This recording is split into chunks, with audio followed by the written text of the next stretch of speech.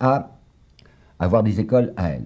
Seulement, ce qu'il faut savoir, c'est que l'Église, enfin les cléricaux, que je distingue de l'Église, gagnaient sur les deux tableaux, puisque d'une part, ils avaient maintenant le droit d'avoir leurs écoles confessionnelles, et que d'autre part, l'enseignement de l'État lui-même passait sous le contrôle ecclésiastique.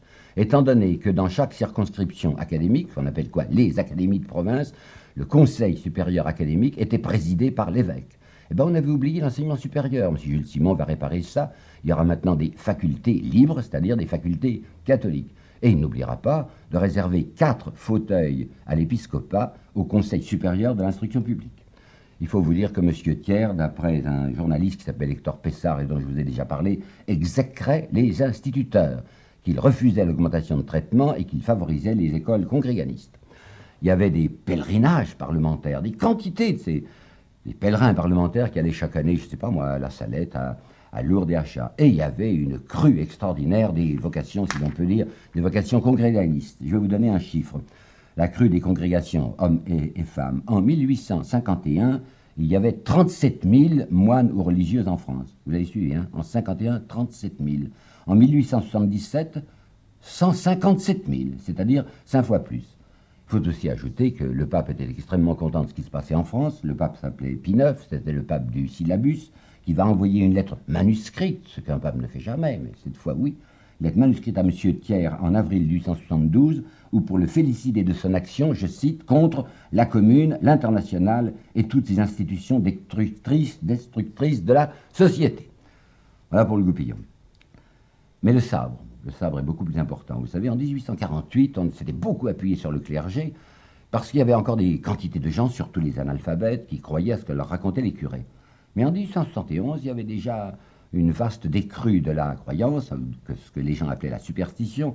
Alors bon, c'était utile tout de même d'être gentil avec le clergé, mais c'était bien plus utile d'être bien avec l'armée.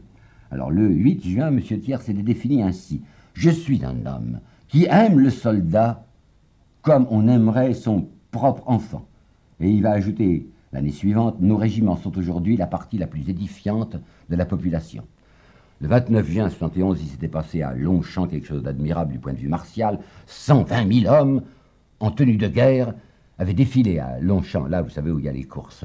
Et M. Thiers occupait l'ancienne loge impériale, et le journaliste Pessard, qui n'est pas un mauvais esprit, vous savez, qui est un Versaillais, dirait il était beau à voir M. Thiers, tellement il était content quand les soldats passaient, et lorsque les fanfares défilaient, il marquait le pas à la tribune.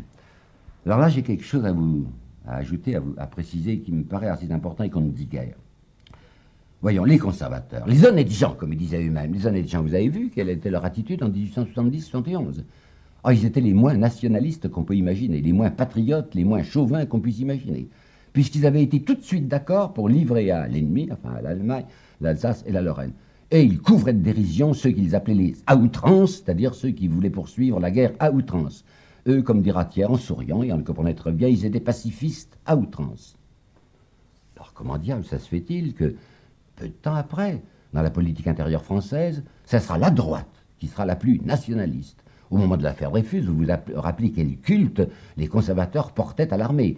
Les généraux étaient autrement respectés par eux que ne l'étaient même les prêtres ou le pape. On confondra droite et nationalisme. Vous savez bien l'action française de Maurras, la France seule.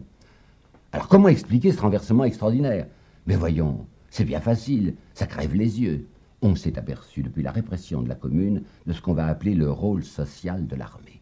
L'armée est là comme palladium de la société. Ce sont les mots précis, exacts, que Bazaine avait employés le 10 octobre 1870 lorsqu'il avait proposé à Bismarck de neutraliser son armée du côté de l'envahisseur et d'en faire un instrument de guerre civile. L'armée doit être aujourd'hui, disait Bazaine, le palladium de la société.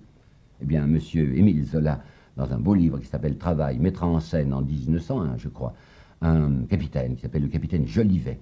C'est un personnage à peine caricatural, je vous assure. Le capitaine Jolivet est un homme qui déteste les intellectuels. Je n'aime pas les gens à idées. Vous avez vu une idée, vous? Moi, j'ai vu ma mitrailleuse. Non, il ne disait pas ma mitrailleuse. Aujourd'hui, on dirait mitraillette. Moi, j'ai vu mon sabre. Mon sabre, c'est une réalité. Et le capitaine Jolivet dira, heureusement que l'armée est là pour empêcher le passage des coquins. Alors, vous avez compris, l'armée a changé de sens. L'armée, jusque vers 1870, c'était un instrument de défense nationale. Mais à partir de 1871, l'armée deviendra un instrument de défense sociale. C'est pourquoi on verra toute la droite pousser de tels cris chauvins, et on verra la même droite en 1940, fournir ses meilleurs éléments à la collaboration avec les envahisseurs. Voici pour le sabre. Alors maintenant, le coffre-fort. Le régime qui va s'installer grâce à M. Thiers, c'est celui que Besselet, dans son livre « La vérité sur la commune », définira ainsi le régime de l'oppression anonyme. Je vous ai déjà expliqué la supériorité d'une certaine république sur la monarchie. Dans la monarchie, il y a un despote visible. Dans cette république thierryste, il n'y a pas de despote visible, mais il y a une toute-puissance cachée. Rien de plus éloquent que la liste des membres de la liste dite Thiers, la liste Thiers, aux élections complémentaires de juillet 71 à Paris. Écoutez bien. Alfred André, banquier. Moreau, syndic des agents de change. Sébert, président de la Chambre des notaires. De Normandie, président de la Chambre des avoués. Dietz Morin, manufacturier. Et enfin, le marquis de Pleuc, régent de la Banque de France. La Banque de France. Je voudrais terminer en vous expliquant les bénéfices que la Banque de France a réalisés dans toute cette opération. Le 5 mars 1871, dans une lettre confidentielle, Thiers disait à M. Rouland, le gouverneur de la Banque, « Il est inutile de vous dire que la Banque, B majuscule, figure dans nos plans comme principal instrument. » Instrument de quoi? Du règlement des 5 milliards d'indemnités qu'on doit verser à l'Allemagne. Une colossale opération, c'est le mot de Favre, va se produire à ce sujet. Comment est-ce qu'on va faire pour payer les 5 milliards? C'est bien évident, on va faire un emprunt. C'est ce que M. Rouland ne cessait de dire à Thiers. Il faut faire un immense emprunt. Et la Banque est extrêmement contente des décisions de Thiers, elle se frottera les mains parce qu'effectivement, il y aura ce très gros emprunt immédiatement souscrit, et je comprends qu'il soit tout de suite souscrit, étant donné que, pour tout versement réel de 80 francs, l'État va remettre à la Banque une créance de 100 francs. Rappelons-nous ce qui s'était déjà passé à la fin de l'Empire. En 1808, lorsque la situation militaire était encore bonne, la Banque de France avait avoué 6,5 millions de bénéfices nets. En 1813, lorsque la situation militaire était épouvantable, 7,5 millions de bénéfices nets. Et ça avait été une merveille en 1814, l'année de l'écrasement de la France et de l'entrée des Alliés dans Paris, puisque pour les seuls 3 premiers mois de l'année 1814, la Banque avait avoué un bénéfice de 5 600 000 francs. Exactement la même chose en 1870-71, dividendes des actionnaires de la Banque de France en 1870, 80 francs, dividendes des actionnaires de la Banque de France en 1871, après la perte de l'Alsace et de la Lorraine, 300 francs. Qui dit mieux?